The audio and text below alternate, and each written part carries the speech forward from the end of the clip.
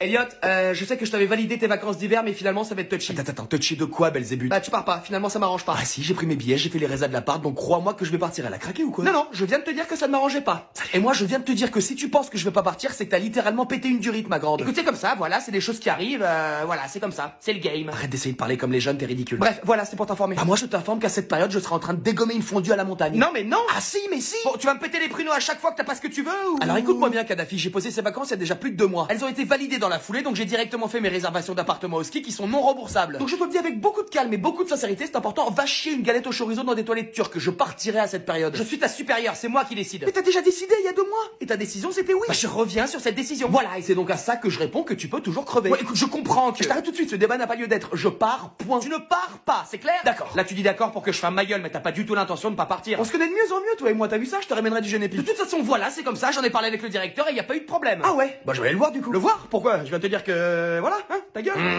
D'accord, c'était bien tenté, hein, mais je pars. Je viens de te dire que... Stop, on sait tous les deux que t'as rien vu du tout avec le directeur et que si j'allais moi-même lui expliquer la situation, il serait d'accord avec moi. Donc économise ta salive et va me faire un café. T'as dit quoi là? Pardon, je me suis emporté, la sensation de pouvoir, je me sentais plus. Bah tu connais? Bah non, je vois pas. Ok, si tu veux. Quoi qu'il, je pars. Putain, fais chier. Eh oui.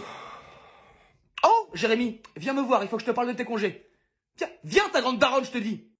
Pourquoi t'es pas à ton bureau? Bah il était 17h, j'avais fini, je suis parti. C'est une blague, j'espère. Bah non, je finis à 17h, donc je pars à 17h. Et tu pars comme ça, sans prévenir. Mais prévenir qui? Je finis à 17h, point, j'ai pas à prévenir que je m'en vais. Ah mais d'accord, mais il y avait encore du boulot en fait, donc c'est pas fini. Bah pour moi si, il était 17h, donc pour moi ma journée était finie. C'est vraiment pas pro comme comportement, t'as vraiment pas l'esprit de team quoi, c'est fou. Mais qui est pro? Je fais mes heures normales et je me casse, j'ai une vie, tu sais, je te rappelle qu'on bosse dans une entreprise qui fait de la moquette. T'as cru que c'était mon goal life? Donc ton évolution au sein de l'entreprise, tu t'en fous? Mais évolution de quoi? Au lieu de faire de la moquette, je vais passer au paillasson, mais je m'en bats les glaouis. Alors. Et attends, j'ai rien fait de mal en plus, je respecte juste mes horaires. Ah ouais, donc toi en fait t'es le genre d'employé qui regarde ses heures et tout? Bah évidemment, on est payé pour les heures sup.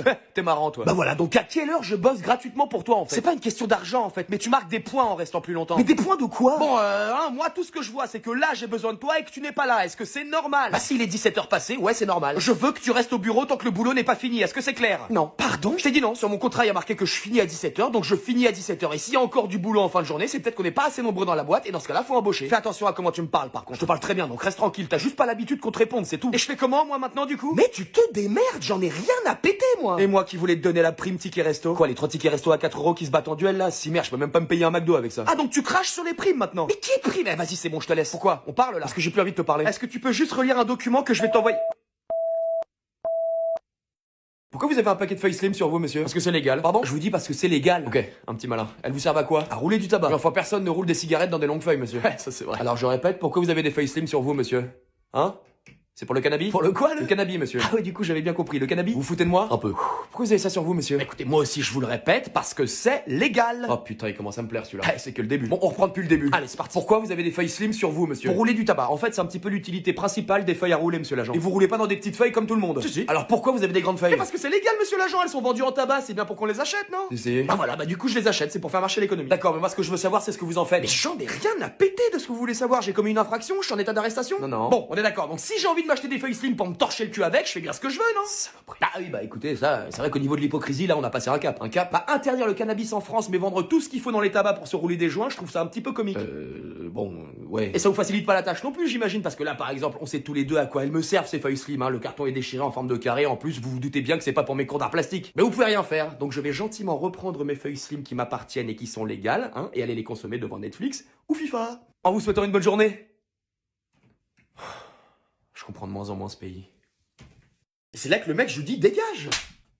Mais wesh, qu'est-ce qui t'arrive? Je viens de me prendre une prune. Qu'est-ce que tu racontes, y'a que nous deux? Je te jure, je viens de me prendre une mandale dans le pif, je suis pas fou. Bon, bref, le mec bouge pas, donc je commence à le pousser. Oh mec, putain, ça va? C'est quoi ce délire? Ça vient de toi? Attends.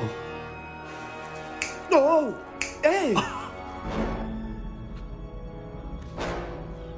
Oh, c'est quoi ce délire? J'en sais rien, j'ai jamais fait ça avant, c'est tout nouveau. Mais d'où? Enfin, d'où? Je crois que je suis un Jedi.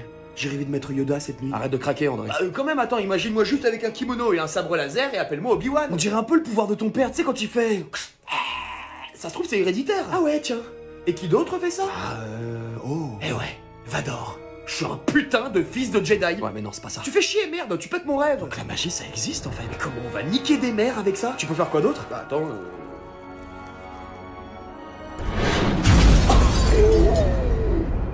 Mec, t'as vraiment des super pouvoirs. Les garçons, je ne veux pas vous voir traîner ici. En plus, il fait super beau dehors.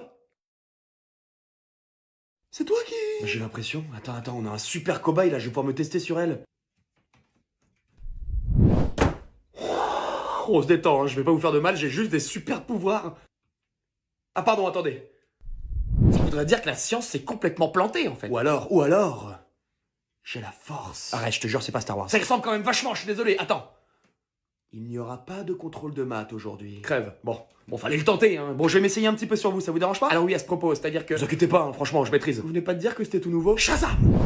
Oh merde, elle a déjà fermé la porte. Non, c'est pas vrai, on va se faire déchirer. Bon, qui rentre en premier? Comment ça? Bah, le premier qui rentre, c'est sûr qu'il y passe, alors que l'autre, s'il passe en soum par derrière, tu vois, il a peut-être une chance de s'en sortir. Mais rêve pas, gars, premier ou deuxième, on est foutu, c'est Fruchard, elle va nous retirer comme des méchouilles. Elle va nous manger en sashimi. À moins que... À moins que quoi? Ah, Vas-y, crache. je crois que j'ai une idée. Non mais c'est bon, merci, tes idées, on les connaît, hein. Ton sensei, c'est Riz de Malcolm. Oh là là, une fois, on s'est retrouvé dans la fosse septique d'un camp de gitans. Une fois, ça va, une fois. Fais-moi confiance un peu. Bon, au point où on en est, de toute façon, hein, vas-y, dis. Oh, mais qu'est-ce que tu fous, putain, t'es con ou quoi? Mais non, mais c'est le plan. Si on s'est fait agresser, elle pourra pas nous en vouloir d'arriver en retard, tu comprends? Mais pourquoi tu m'as mis une droite? Mais pour que ça fasse plus vrai, si ça pisse pas le sang, c'est pas crédible. Ah, et je saigne du coup? Non. Putain, bah merci. Bon, c'est vrai que dans ma tête, ça marchait beaucoup mieux.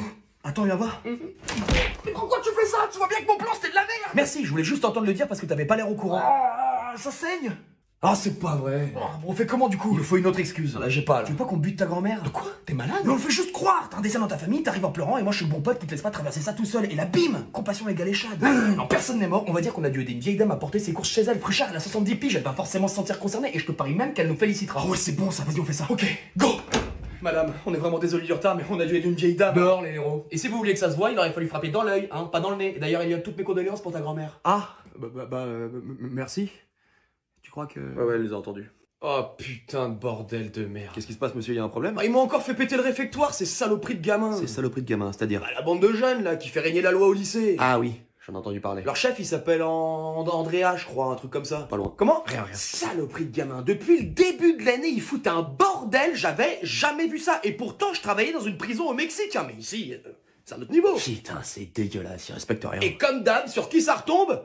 Sur Bibi. Attendez, pourquoi Bibi? Enfin, pourquoi vous? Vous êtes qui, en fait? Le concierge du lycée. C'est moi qui passe après eux et qui remet tout en place. Ah, putain, d'accord. Sébastien, enchanté. Ah oui, monsieur, enchanté. Andy, je m'appelle Andy. Ravi de faire ta connaissance, Andy. Ça fait longtemps que tu bosses ici?